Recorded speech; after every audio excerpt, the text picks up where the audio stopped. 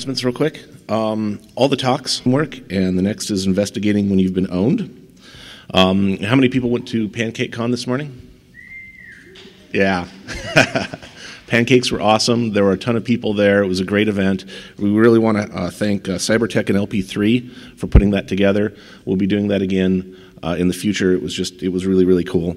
In addition to that, we have a Toorcon 16 exclusive. The new Android security internals is available here and here only.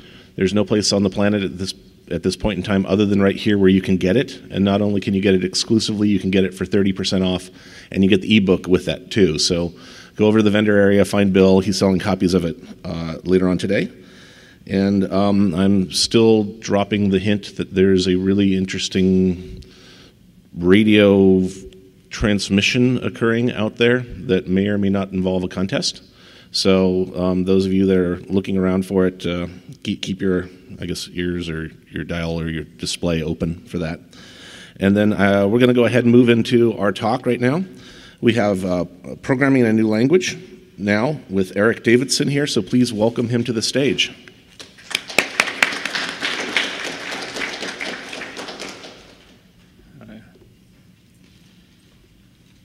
All right, show of hands, how many people here do program code or script? All right, cool. This is one of those cases where that's something I want, because this is about knowing a language, but then rapidly learning a language you're not familiar with already. So it's not about learning how to program. It's distinctively different. It's more about the syntax of a new language. And due to the resolution, I just saw this now, I kind of had it where my slides were slightly tinier, so you could always see that link up at the top, but you can't now, which is fine. Just on my GitHub, it's after the github.com / it's my handle, xlogicx, and then /learn is the reference to all my projects there, specifically for this. So that's what I mentioned. I'm assuming you know a language fairly well. If not, start there. So this isn't learn to code. This isn't learn to computer science. This isn't about mastering a language. This isn't about being a good developer. This is about hacks. This is about you want to do something in a new language for whatever reason. Say like you want to write an Nmap NSC and you know Python but you don't know Lua. It's a way to quickly, rapidly get to Lua within like 5 to 10 minutes. That's the point of this. I should also say it's not about secure coding either. This is about not having to read a 700-page book. I mean, and on average, like, you know, it could be anywhere from 300 pages to 1,600 pages or whatever. It's about not having to read a whole book on just a language when you really don't need to know a whole lot to get started and hit the ground running. And this is based on an observation of writing in a few different languages. It seems that this is totally subjective too. I didn't like do any stats on it or anything, but it seems to be that when I look at about 80 to 90% of my code, it only really uses about 5 to 10% of the code space, like the different things you can do with that language. You can do a lot of stuff with the language, but there's a lot of stuff you're not going to use commonly. So what this is about is getting that best bang for the buck to get the most common things you're going to use, start there, and then you can Google all the edge cases. So this is, when I say the 5 to 10%, this is kind of what I mean. And this doesn't apply to every language, like most notably assembly, even though I talk about that a little bit. But when I want to learn a new language, I don't want to have to, like I said, read a 400-page book on computer theory if I already know that part. Just tell me how to declare a variable. Tell me how to print. Tell me how to math. Tell me how to logic. Tell me how to do if-thens, loops, and all that stuff. So speaking of the whole book concept, and I don't just pick on Perl, but in this case, this is on Amazon, the top book that comes up when I just type Perl. It's 390 pages. When I start looking at the table of contents, about 158 pages of that is what I would consider core material. It's subjective, that's what I consider the core material. Like hashes, while useful, or named arrays, or whatever you want to call it, I wouldn't say it's like necessarily core. It's useful, but I wouldn't say it's core. I can get away without it. Regular expressions, I wouldn't say it's core, although I find that to be the most useful thing in any language personally, but I wouldn't consider it to be a core thing. Lua doesn't. But this is like kind of a breakdown of like for each thing, say a subroutine. I don't really need 18 pages I don't need to read 18 pages for me to understand how a subroutine works in a certain language. You could probably sum it up in like a paragraph. And then to Python, this is the #1 book that comes up when I do a search for Python on Amazon. 1,600 pages. I really don't care. I don't want to read 1,600 pages to start using Python. And I'm going to avoid any kind of religion. I'm not going to get into that. When it comes to what programming language should you learn first, like just pick one and then learn the rest after that. But I did the same kind of thing here. I enumerated what I thought were important chapters and did a page count there, and it's still more than I care to read. And I even had to like get really ridiculous down here because this book, like, it's probably a great book and gets really into depth. I mean, you can't even, it's too fuzzy down here. Like, yeah, but there's a lot to that book. So I'm going to fly by, like, last year for my 20-minute talk, I did it in probably 10 minutes because I had a Red Bull. So this is my second Rockstar, so we'll probably be done in a couple minutes. So we're going to just crash course into some of those 5 to 10% ideas there. How do we print? Perl, print, goodbye world, new line. Python, print, goodbye world. Ruby, puts, goodbye world. Lua, print, goodbye world. PHP, echo. It's a little bit different. It's almost like Perl, but with echo instead of print because we do the new line thing and the semicolon ending it.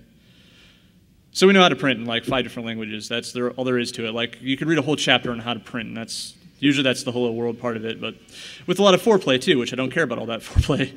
So what about variable assignments? So, a variable, something that can have a lot of different data in it. How do we put data into it? So Perl, we have a variable that we name elite, and we put the numeral value 1337 into it. With Perl, we also nicely declare it with the my statement, although you don't need to, you just should. So that's Perl. And then we got Python, elite equals 1337. Ruby, weird. Python, Ruby. I mean, the point is, when it comes to syntax, like that's another reason why religion, like, I make jokes sometimes, but really these languages are a lot more similar than they are different. Lua, kind of similar, but we kind of also declare the locality. PHP. And also, like, I want to say that I might not be doing all these perfectly because I'm not an expert in a lot of these languages. Personally, my flavor is I like Perl, but if I'm doing any of this wrong, I don't care. My code works when I write it in a different language. So this is about hacks. Conditionals, if then else, in Perl. If spending is greater than earnings, print, you're dumb. Else, what's your bank password? Python, same kind of thing. If spending is greater than earnings, same kind of conditionals. And the big difference, like, when we talk about Python and other almost C-like languages, when you start a conditional or a loop with Perl and a lot of languages like it, you curly brace it, and then you also end things with semicolons. And Python is kind of a language that doesn't do that and makes use of white space. So you'll notice some indenting and a colon to start that kind of a block. If you don't indent, you'll have issues. I've even had issues, and I don't know if this is a fluke or if this is supposed to happen, but I've had issues where I didn't indent a comment and I got an error. Ruby, Lua, PHP, and how about loops? Perl, while a number is greater than 10, print the number, increment the number. Once it's greater than 10, it exits the loop. So that's Perl, it's Python, Ruby, Lua, PHP. And it's like not to study, just to show you how similar all these are. So that's like not all the 5 to 10%. That's maybe about half of it. I have some stuff on my GitHub that goes through all of what I was talking about. But the main point of that is, like, if you really want to pick up a language and be useful and hit the ground running really quick with it, it really doesn't take that long of an investment if you have a collection of those core things. And so this project is a little bit more for myself, but if I end up finding something useful, I usually open it up, and maybe somebody else will too. This is strikingly similar to maybe Rosetta Code, but Rosetta Code is kind of like really specialized, a lot of different little things. This is like that, but I focus on doing like 50-liners that have all of the components of what I consider to be that 5 to 10%. So you can just look at one script, and just by that one script, you kind of get a good idea of how that language works, and you can quickly start hacking at it right away. So in all of these scripts that I have on my GitHub for all these different languages, I kind of try to follow a convention. All these programs, without knowing the language, if you were just to run this script, would do the same thing functionally. There are exceptions, like JavaScript, I can't use a file. I use like a text box. Assembly is a whole different world, so I came up with different goals for that. But in general, what all these scripts do, these 50-liners, they open text file, print the last line of the file, display the character count, prompt the user for another line that's 30 characters or less. It validates that, and then it'll append that string to the end of that file. It's kind of arbitrary, it's not useful, but allows me to do a lot of different concepts like arrays and loops, and particularly a subroutine for validating the 30 character count, file handles, which are really useful, just a lot of the core things that I might want to be able to do. This is kind of module agnostic, so it's not, you can't actually, I haven't gone into adding more stuff to the language, but I feel if I can access a file, I can already do quite a bit. So this is kind of like, it's supposed to be a wall of text. I'm not really trying to go into detail about what all these scripts do. I'm just showing you, like, this is kind of visually what these scripts on my GitHub looks like. So this is a Perl example.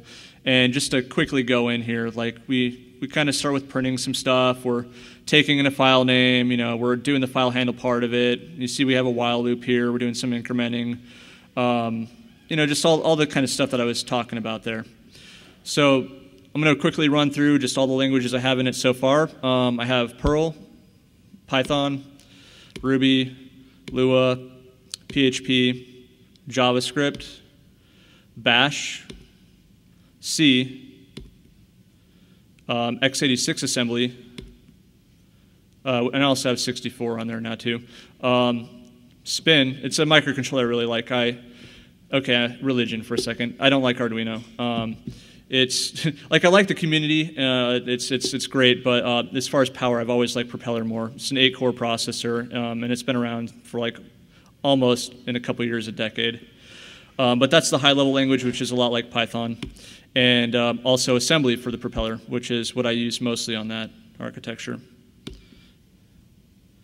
So I also have a couple like more specialized things if I want to go beyond just the skeleton. Like, I'm a heavy code self-plagiarizer, so like a lot of times there's a lot of stuff that I can't even do from memory. I have to look at my other code and be like, how did I do that exactly? So this is kind of more on that line of concept here. So I call it meat files. If I'm doing skeletons, I'll flesh it out with some meat files, and for the most part, all I really have is regular expression, pattern matching stuff. But another useful thing could be like, maybe web access, like LWP or whatever kind of module you'd use for whatever language. So a couple examples for the regular expression side of it. I try to accomplish 4 goals with that. To just see if a string matches a regular expression, to try splitting a string into an array using regular expressions, to extract and parse, and to do a find and replace with regex. So that's Perl, Python, Ruby, and Lua. It doesn't have regex built into the core language. I don't even know that it has a core module for regex. There are modules for it, just not core modules.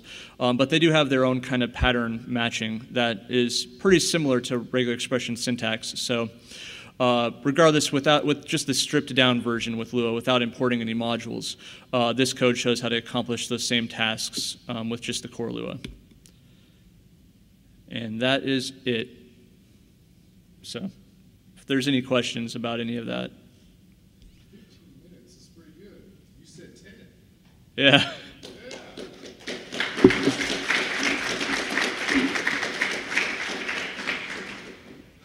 Really, there's no questions? I can't see that. So you accept community support, so if we come up with our own skeletons, it will allow us to put it up there? Sure. Mostly because I'll find it useful. Somebody wants to do something obscure like Forth, or I'd love to see Lisp. like COBOL, Fortran. I'd love to see all that shit because I've never really used it. And I'm even considering like, like we're discussing a little bit earlier, whitespace, brainfuck, lol code, Doge code, like all that kind of stuff I really like. Although they're going to have like completely different kind of goals along with them, especially like whitespace. Is there a metric for like how far a language is away from the sort of like archetypal languages or whatever, like a handling distance or something? Yeah, no, I haven't gotten that crazy about it. Yeah, I mean, I'm not computer sciencing here that much. This is hacks. It kind of started with so being a Perl guy. Still in a work situation, there was a script that we had that, I mean, specifically, it doesn't matter too much. Specifically, that we had this script that would extract original file from a McAfee quarantine bup file. So it's this Python script that did this, but this script has troubles parsing corrupt bups, which the corruption is, so a McAfee bup, it's like essentially a 7-zip container, and then it's XORed internally. And the corruption wasn't with the content of the bup. The corruption was with the 7-zip headers, and it was not 7-zip compressed. It was 7-zip like archived, which means the headers are totally screwed, but the content's still there intact. So, you have to do the XORing manually, which, whatever, it's not a big deal. But, and also what's kind of annoying is there's like weird crap thrown in the, like 512 bytes of nulls or whatever, thrown in the middle of like a bunch of blocks or whatever. But with that aside, like if you know where to actually grab all the data out from it, you can be corruption agnostic to it and pull it out. And I thought about rewriting it completely in Perl, but I don't know. I just felt, I guess, a little squirrely, and I thought, no, I'm just going to make this existing Python script better. I don't know Python, but maybe I can just learn the syntax really quickly. Like, and that was kind of the concept. Like, how do I loop? How do I assign variables? And I've discovered you can find that out pretty quickly, and then at that point I'm done reading books now. I mean, and I would say, like, if you don't know a language, I would recommend starting with a book. Like, do learn one language really well, but after that. It would seem like at least like functional languages might go in one bucket, and then assembly, and then like declarative languages. Yeah, probably. Yeah, like I had drastically different goals for assembly. I mostly just try to apply the same 5 to 10% rule thing with that. 2 days ago, I did a seminar on, I called it Hitting the Ground Running with Assembly, and I tried to do that 5-10% thing. So started with move. Like, you can't start with hello world with a print statement, and people try, and that's the wrong way. But I started with move, and yeah, what's up? Can you go over the skeleton in detail for assembly? I got 3 minutes. Yeah. I am not connected to the internet right now, but I might have a, I don't know if I have a local copy up. No, I'm thinking, man, like, I might actually, no, F it, just go to my GitHub, it's on there. I start with, like, moving registers, I do stack, I do memory, I do, I'm trying to remember the other things I did with that. It's also in, like, the program guide for the seminar section. I think I enumerated, like, the topics that I try to cover for assembly. But just the 5 to 10% stuff that I thought was the most useful. Yeah.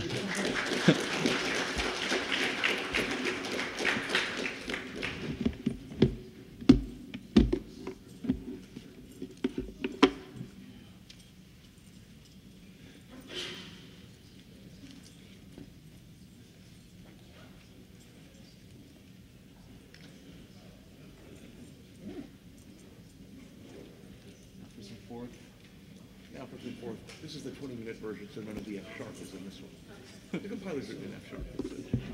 I've been working in the vendor, and I just walked in the middle of it. So you have this one top line on this thing? The op, something about this time? Not sure. I have the code online. Oh, code. Yeah. Okay. I'll go back to work in the vendor area. Oh, okay. So I was trying to get here and I missed it. Oh, okay. I missed your whole talk there. You seem familiar. You look familiar. Probably see me in the vendor area. Probably. I go hang out at that time. Oh, yeah, actually, I also bought the pics from you, too. Huh? I also bought the pics from you. Yeah, That's exactly. probably good. A lot of pics.